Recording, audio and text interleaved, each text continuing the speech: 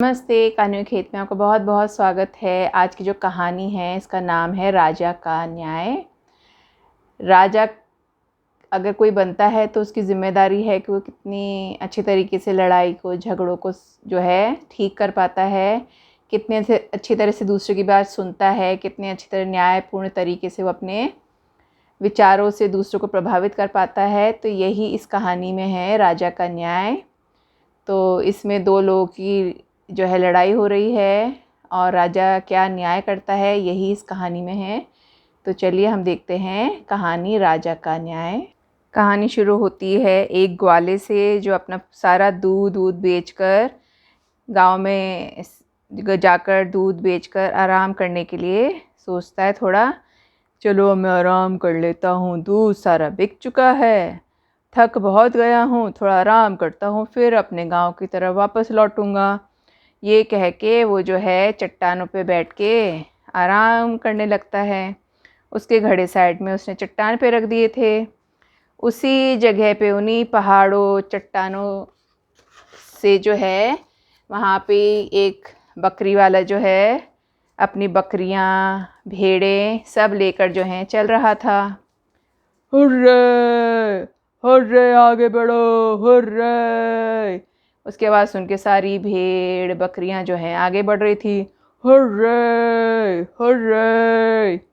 अब सारी जो भेड़ बकरियां थी वो घास खा रही थी, पेड़ों के बीच में नाच रही थी, उछल रही थी, कूद रही थी, घास खाई, चट्टानों पे उछलना शुरू कर दिया।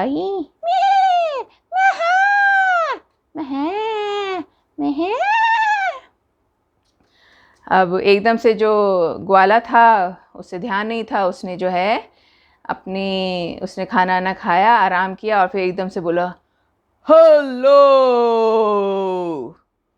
अब जो बकरी भेड़े सब आ रही थी वो एकदम से हिल गई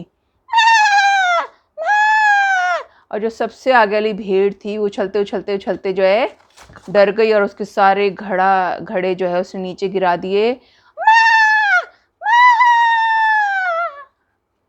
अब उसको बड़ा गुस्सा आ गया ग्वाले को, क्या किया ये भेड़ ने तुम्हारी, मुझे पैसे चाहिए इसके, मुझे पैसे दो अभी के अभी, ये क्या क्या। इसने कुछ नहीं किया, तुमने ऐसी आवाज़ क्यों निकाली, हेलो मेरी मर्जी है, मैं कैसे आवाज़ निकालूं, मगर तुम्हारी बकरी ने मेरे घड़ों का नुकसान किया है, मुझे पैसा चाहिए वापस अपना। पैसे नहीं दे सकता हूँ मैं, उसकी कोई गलती नहीं है, वो तो बेचारी डर गई थी, इसमें कुछ नहीं हुआ, ऐसा तुम्हारी गलती है, तुमने आवाज़ निकाली। मैं कुछ नहीं जानता हूँ, तुम्हें लड़ाई करनी है तो तुम आ जाओ अभी के अभी लड़ाई करने, मुझे लड़ाई नहीं करनी है, मेरी बकरियाँ भेड़े सब मेरा इंतज़ार कर रही है, मैं जा रहा हूँ, तुम ऐसे नहीं जा सकते हो, तुम्हें मेरे पैसे चुकाने पड़ेंगे, नहीं तो चलो राजा के पास, राजा इस बात का न्याय करेगा। ठीक है, मैं बकरियों को घर छोड़ के फिर आऊँगा, ठीक है मैं तुम्हारे साथ चलूँगा और तुम मेरे साथ अपनी बकरियों को छोड़ो और फिर मेरे साथ राजा के पास चलो। ये कह के दोनों जो हैं बकरियां लेके घर छोड़ते हैं और फिर दोनों मिलके जो हैं राजा जी के पास जाते हैं। दोनों मिलके राजा जी के पास जाते हैं उनके राजमहल में। उनका राजमहल जो बहुत ही सुंदर है, बहुत सुंदर। राजा जी वहाँ पे न्याय करते हैं बैठकर। तो ये दोनों वहाँ जाते हैं तो इनके मंत्री जी ने पूरी बात बताते हैं कि क्या हुआ। तो इन दोनों को बुलाते हैं राजमहल में, उन दोनों को यहाँ बुलाया जाए, हम न्याय करेंगे। अब दोनों जो है राजा के दरबार में जाते हैं। राजा जी पूछते बताओ क्या हुआ है। तो गाला जो है वो कहता है, महाराज मैं तो आराम कर रहा था पहाड़ पर, अचानक से बकरी आई और उसने मेरे सारे घड़े तोड़ डाले। नहीं महाराज, इस आदमी ने आवाज़ निकाली थी हेलो करके, जिससे मेरी जो बकरी ने भेड़ जो थी मेरी वो डर गई और वो कूद पड़ी, उससे घड़े फूट गए। महाराज मैं कुछ नहीं जानता, महाराज मुझे मेरे पैसे दिला दो, मैं गरीब ग्वाला हूँ महाराज, मैं नए घड़े कहाँ से लाऊंगा महाराज, मुझे पैसे चाहिए ताकि मैं नए घड़े बनवा सकूँ। महाराज मगर मैं पैसे नहीं दे सकता हूँ, मेरे भेड़ की कोई गलती नहीं महाराज, मेरी कोई गलती नहीं है, वो जो भेड़ थी वो उछली थी और वो भी इसकी आवाज़ सुनकर।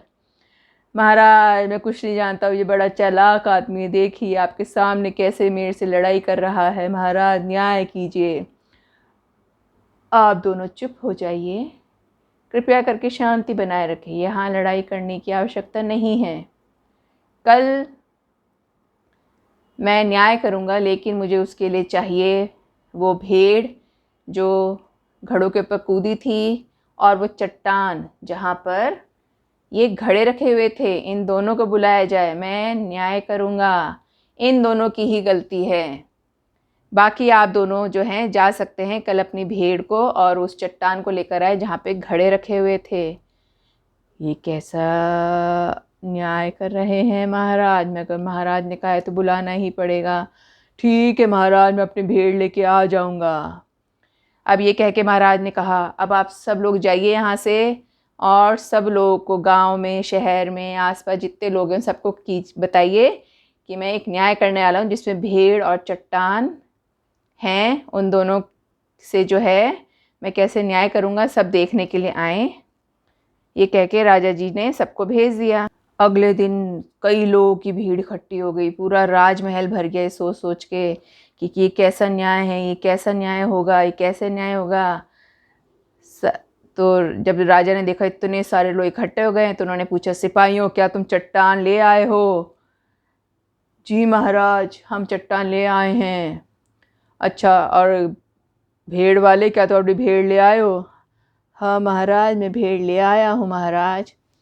ठीक है, यहाँ जितने भी लोग आए हैं, मुझे आपसे एक बात पूछनी है, क्या आपको लगता है मैं ऐसा राजा हूँ जो भेड़ और एक चट्टान का फैसला सुनाने वाला हूँ?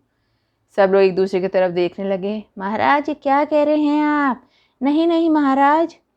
तो फिर ये बताइए, आप लोग इतने हजारों की संख्या में यहाँ क्यों इकट्ठे हुए हैं? बताइए। महाराज वो तो आपने कहा था महाराज, इसलिए मैं तो अपनी भेड़ लाया महाराज, आपने बुलाया था उसे। मगर मैं ये पूछ रहा हूँ कि आपको लगता है मैं ऐसा न्याय करने वाला हूँ? तो आप लोग के अनुसार मैं बहुत बेवकूफ़ इंसान हूँ जो एक चट्टान और एक भेड़ के बीच का फैसला करूँगा। तो ये सुन के सभी लोग हंसने लग गए कि महाराज हमने तो ये बात अक्ल लगाई नहीं। तो महाराज ने कहा, कोई बात नहीं है, अब आप लोग जब यहाँ आ ही गए हैं तो मैं आप लोगों से प्रार्थना करता हूँ कि आप सभी लोग जो है दंड स्वरूप, क्योंकि आपने मुझे बेवकूफ़ समझा, आप लोग सभी मुझे 1-1 रुपया देंगे। ये सुन के सारे लोगों ने 1-1 रुपया दे दिया।